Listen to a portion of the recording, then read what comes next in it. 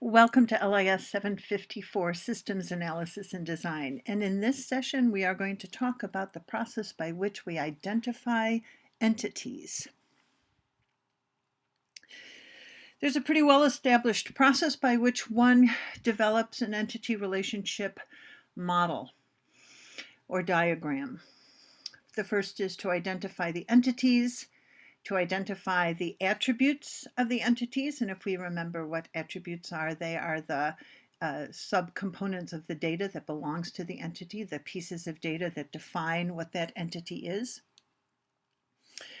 We want to identify the relationships between the entities, which makes sense because it's an entity relationship diagram, so we want to do that. We're going to identify the cardinality constraints for each of those relationships. So we're going to decide whether things are mandatory or optional, whether they're one-to-one, one-to-many, or many-to-many. At some point in this process, we have to identify the way that we are going to identify the recordness, the objectness, the entityness of things. So have a key for each of these entities so that we can link them together. Then we draw it and check it. So we're going to go through all of these processes, how we go about doing these in this session. So we're going to use this simple example for much of this session. A company has several departments. Each department has a supervisor and at least one employee. Employees must be assigned to at least one, but possibly more departments. At least one employee is assigned to a project, but an employee may be on vacation and not assigned to any projects.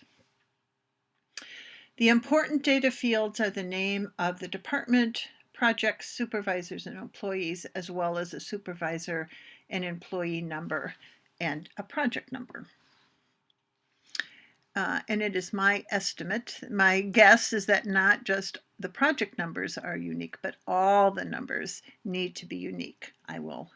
We will make sure that that is true. So one thing we can do is highlight the words. For entities, entities are almost always nouns. I cannot think of an example of an entity that would not be a noun. An entity is a thing, and a thing is a noun. So we can go through this, and we've done that. We can see that in red letters, we have identified some of the nouns that could be entities. A company, departments, supervisors, employees, and projects. Those seem to be the primary entities for this project. So one way that we can identify the relationships is to create a matrix, a table that has rows and columns for each of these identities. So we'll have department, employee, supervisor, and project, and then across the top in the column, so we have rows for each of these and we have columns for each, so project, supervisor, employee, and department. It is unlikely that we will have a relationship between department and department in this case, but we could. We could certainly have a relationship between an employee and a department, a supervisor and a department, a project and a department, and so on for all of these. But it could be possible to have relationships between the objects and the entities themselves, between different departments, between different employees, etc. We can identify the relationships by the verbs. A department is assigned an employee, or an employee is assigned to a department.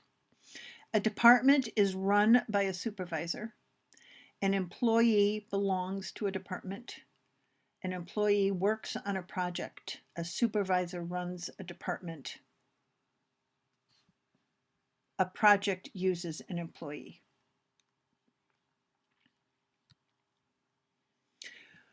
So once we have our table where we had all of our entities, we now go through and we make those associations. An employee belongs to a department.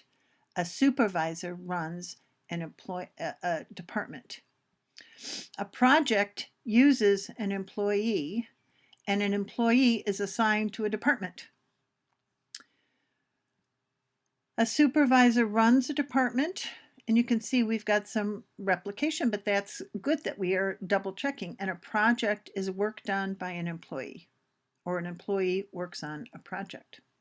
Right? So all of the relationships that were addressed here are documented in our matrix.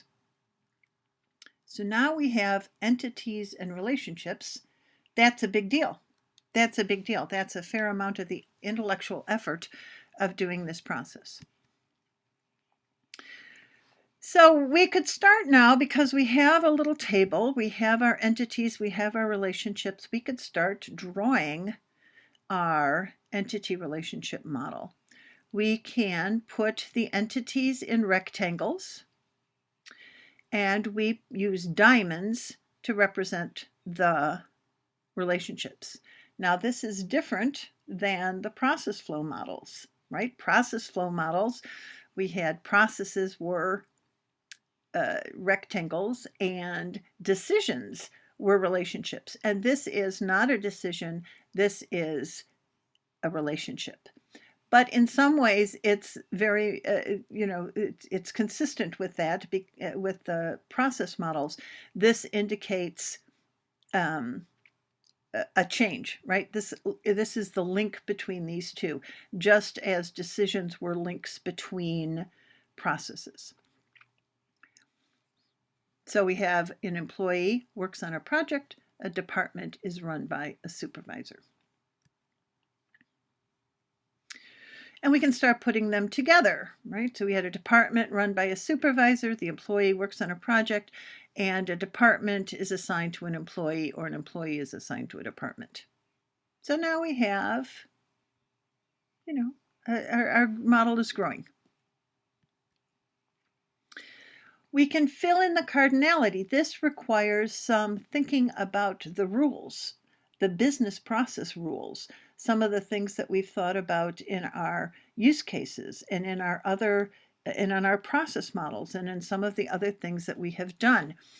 In this case, a supervisor, each department has one supervisor, and a supervisor has one department. An employee can belong to one or more departments. For employees, we have that each department must have one or more employees, and each project must have one or more employees. And under project, each employee can have 0 or more projects. A project must have an employee, but an employee may or may not have a project.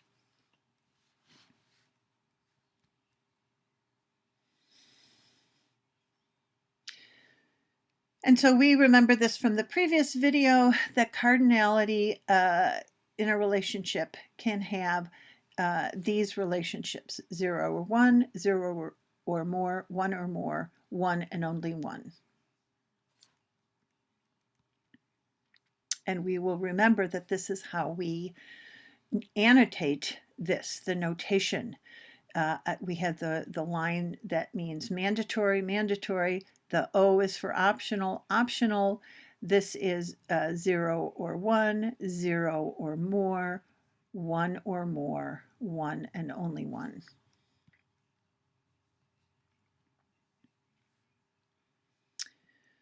So in this case, each instance of A is related to a minimum of 0 and a maximum of 1 instance of B.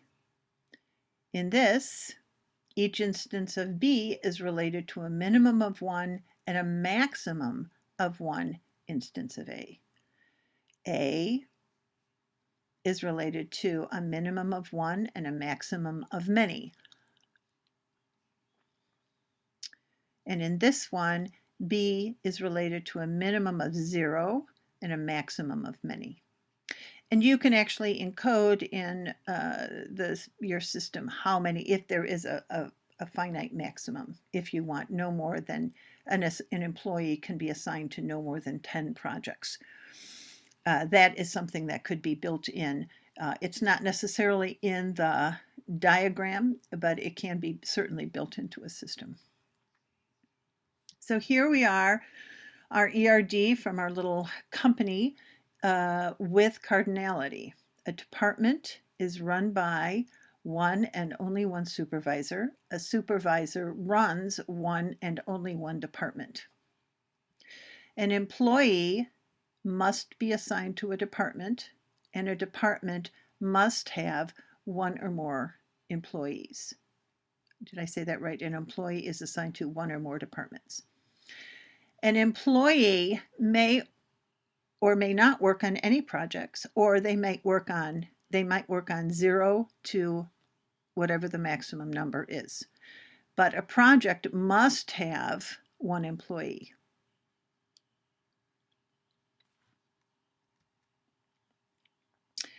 Here are other examples of relationships. A customer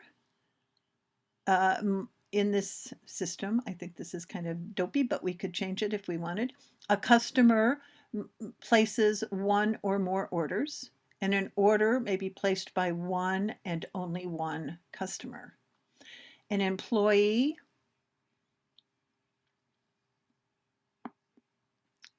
claims can be part of, claims, I thought that was department. I read that wrong. An employee can claim 0 or multiple dependents, and dependents can be claimed by one or more, one and only one employee. So if you have children, you might have multiple children, but your children has one parent who is the responsible person for them. An instructor teaches optionally 0 to many classes. A class is taught by one and only one instructor. And so we can see that we can have similar relationships, but we can describe these relationships however they make sense to our projects. And this is what we've talked about in other videos, that a student enrolls in a optionally 0 to many courses. Courses must be taken by one or more students. A course, an instructor can teach many courses. Courses must be taught by one and only one instructor. We can throw in new things. We can say an advisor. An advisor may have 0 to many students. Students must have one and only one advisor. So let's talk about how we make all these connections between things. We need to have some kind of a key in our system, a primary key that identifies these entities. Now, when we have these little ovals, these ovals are attributes, the actual data elements that belong with our entities. And so the first data element that we come up with is a key. And in this case, we have, for our department, we have a department name. A supervisor has a supervisor number. A project has a project number. And an employee has an employee number. And that way we can know everything there is to know about each and every, all the information that we need to know about an employee can be based on their numbers, that we can link all the information by number, by department name, by supervisor number, by project number. And so it just makes sense. When we talk about a key, we're really talking about a record key, a way of uniquely identifying each of the entities.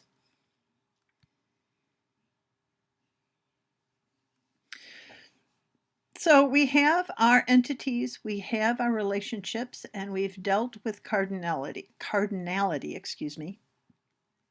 So now we need to identify the attributes, all of the pieces of data that go with each of those entities. So first we want to just identify and name all the essential attributes. We don't necessarily have to, when we're first starting writing these down, attach them to a particular entity. Be really specific with the names. And if you know any rules, special rules for those, you can jot them down. We can find these by looking at our use cases, if there are forms or reports, the necessary elements for processing. So looking at your use cases, looking at your processing diagrams, all of those requirements that you have been thinking about so far are the places that you will find data elements. Sorry. So under supervisor, we can think of something, so we'll think of things like employee name, employee address, employee phone number, employee desk number. We can think of supervisor name, supervisor phone number, supervisor office number. We could think of things like employee history, what departments that employee has been in previously, previous departments. We can think of department name. We can think of department function. We can think of department revenue goals for 2016. We can think of all sorts of things, project name, project goals, project, all sorts of things. We can think of dozens of things for each of these entities, and that's what you're going to be doing. For each attribute, once we have our list of entities, we need to match it with exactly one entity. And sometimes it seems like an attribute should go with more than one entity, like names. So if we just had names, we need to add modifiers, customer name, employee name, department name, etc. Because then we can attribute that attribute, we can correlate that attribute to an entity. If you have attributes left over without a corresponding entity, you probably have missed an entity, and you have to figure out what entity you have missed.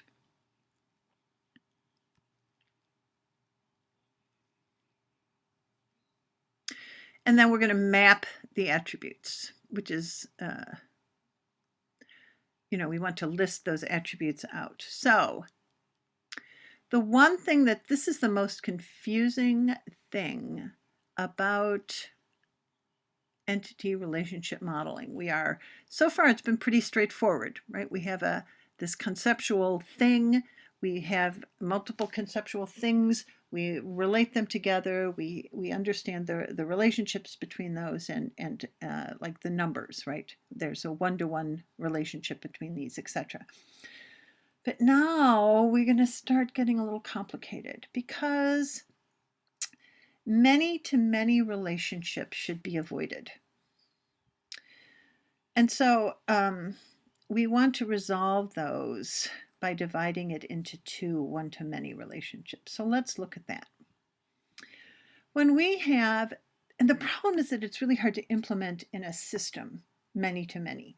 So we have to do this. So we have to say, if I have a department that has many employees, and many employees, and employees can be in many departments. So we have many-to-many. So, I could be part of GSLIS, and I could be part of the School of Education, or I could be part of the accounting system, the accounting department, or in the systems department. It seems a little unrealistic, but nevertheless, that happens all the time in data systems, that people get to, that there are these many-to-many relationships. And what we do is we create a new entity between them, which is really just the relationship of the employee to the department. So I have a department that can have many of these many employees, and an employee can, and it's just a way of simplifying this. So we're going to talk a lot more about this next week. If you have many-to-many, think about how you could simplify it, many-to-many relationships.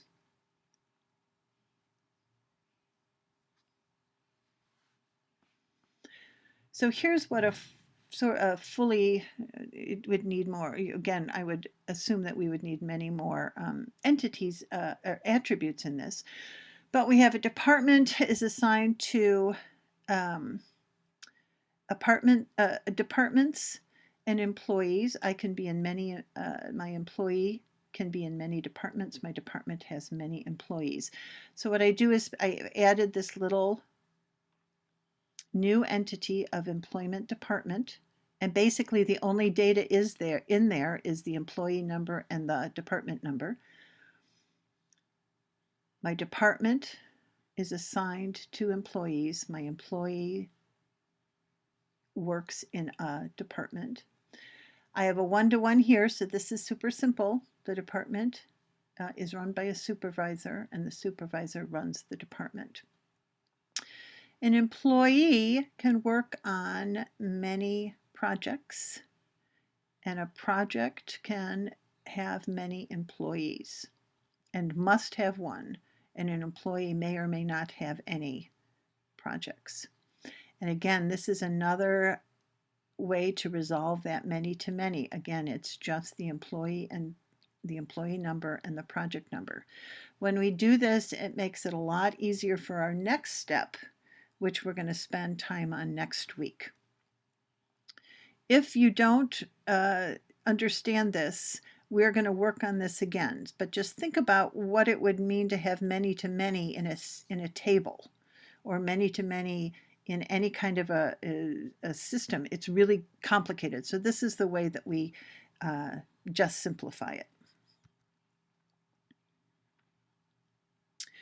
It's possible to have recursive relationships. Let's not. I wanted to put this in there in case you see in some of the examples that an employee is also a supervisor, right? But in our case, we don't need to do that. But it is completely possible to do. So once you have your ER diagram, so let's go back here. We look at our diagram of this little company. We have to check it. Is everything clear? Are the cardinality pairs consistent? Does it fit the business rules? Do we have the appropriate attributes listed? Have we missed anything? If we have, then we can go back and add things. It's actually relatively easy to add attributes. As you go further through the system development process, it's harder to add entities. It's harder to fix those. So making sure that the entities are right and the relationships are good is the most important. Attributes we can add.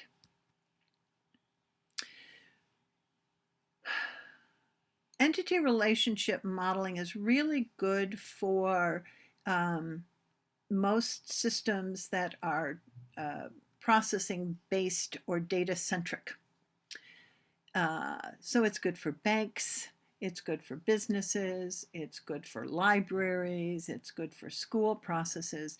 It's not very good for semi-structured data. And what do we mean by that? It's more difficult for things that are more document-based. It's possible to do that, or with data that we can't say, like an employee number, an employee name, a bank balance, a receivables due, kinds of data. So systems like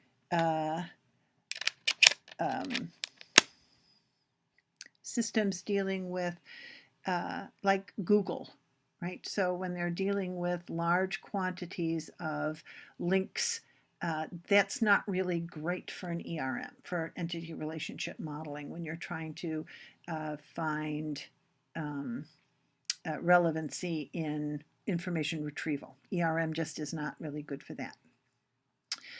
But it's really good for new systems. It's harder to do when you're trying to use existing systems, but it's or vendor systems, those kinds of things. But it's really good for the kind of work that we are doing in this process. So, um, and I can't think of a person working on a system for which an ERM would not work. So, I think that we are good to do this. And in the next video, we will talk specifically about the assignment for this session.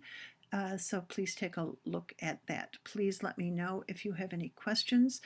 In the next session, in the data design session, we are going to be using these entity relationship models for the next step. So please let me know if you have any questions. All right, talk to you later.